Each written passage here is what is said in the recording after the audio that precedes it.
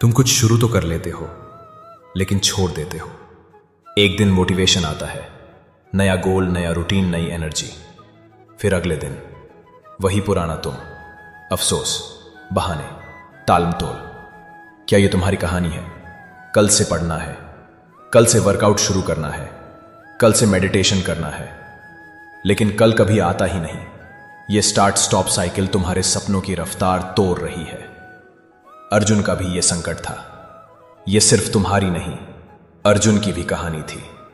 वो भी युद्ध के लिए तैयार था, लेकिन जब समय आया वो पीछे हट गया। बोला, ना मैं लड़ूंगा, ना मैं कुछ करूंगा। कृष्ण ने गुस्से में आकर नहीं, ज्ञान से उसका मन उठाया और कहा, कर्मण्येवाधिकारस्ते मां फलेषु कदाचन। कर्म कर, फल की चिंता मत कर। कर्म करना तुम्हारा धर्म है, न कि हर बार रुक जाना या सिर्फ सोचना। क्यों तुम इतनी जल्दी हार मान लेते हो? तुम इसलिए कॉन्सिस्टेंट नहीं हो क्योंकि तुम हर काम रिजल्ट के चक्कर में करते हो। जब रिजल्ट ना आए तो मन कहता है, छोड़ दे, इसमें क्या रखा है। लेकिन कृष्ण कहते हैं, कर्मयोग का मतलब है अपने कर्तव्य में लग जाओ, बिना फल के मोह के। कॉन्सिस्टेंसी का जन्म होता है जब तुम फल के बजाय कर्तव्य पे ध्यान देते हो। आलस्य का असली रूट आलस्य सिर्फ थकान नहीं होती, ये एक संस्कार बन जाता है, बरसों से जमा हुआ। जब तुम कुछ नहीं करते तो दिमाग तुम्हें आराम का झूठा सुख देता है और कहता है, थोड़ा और रेस्ट कर ले।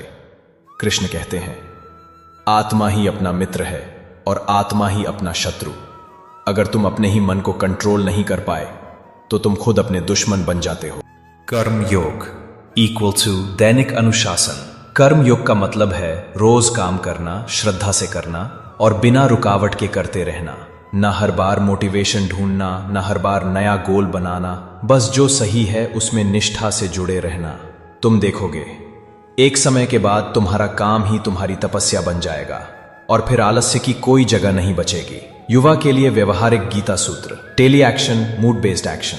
कृष्ण ने कभी अर्जुन से नहीं पूछा तुम्हारा मूड क्या है। उन्होंने कहा, यह तुम्हारा धर्म है, करो। छोटे कदम, दैनिक अनुशासन, रोज थोड़ा थोड़ा लेकिन लगातार। 100 मोटिवेशनल वीडियो नहीं, एक छोटा अनुशासित कदम ही तुम्हें बदलेगा। ज्ञान प्लस कर्म इक्वल टू अविरल प्रवाह। सिर्फ पढ़ना काफी नहीं, सिर्फ करना भी नहीं, समझ के साथ कर्म करना। यह है गीता का संतुलित सूत्र। निष्कर्ष, तुम कॉन्सिस्टेंट तब बनोगे जब तुम अपने काम को एक तपस्या बना दोगे, जब तुम करना शुरू कर दोगे बिना देरी के और रुकोगे नहीं हर छोटी दिक्कत पर। कृष्ण तुमसे कहते हैं, जो व्यक्ति आसक्त होकर कर्म करता है वह ही सच्चा योगी है। लेकिन अगर तुम अपना दिन ही सही से शुरू नहीं करते तो कॉन्सिस्टेंसी कैसे आएगी? अगला संदेश, एक ऐसा मॉर्निंग फॉर्मूला जो तुम्हारे दिन को पवित्र भी बनाएगा और अनुशासन का बीज भी बो देगा। एक बुद्धिमान व्यक्ति की दिनचर्या, गीता आधारित मॉर्निंग फॉर्मूला। आधे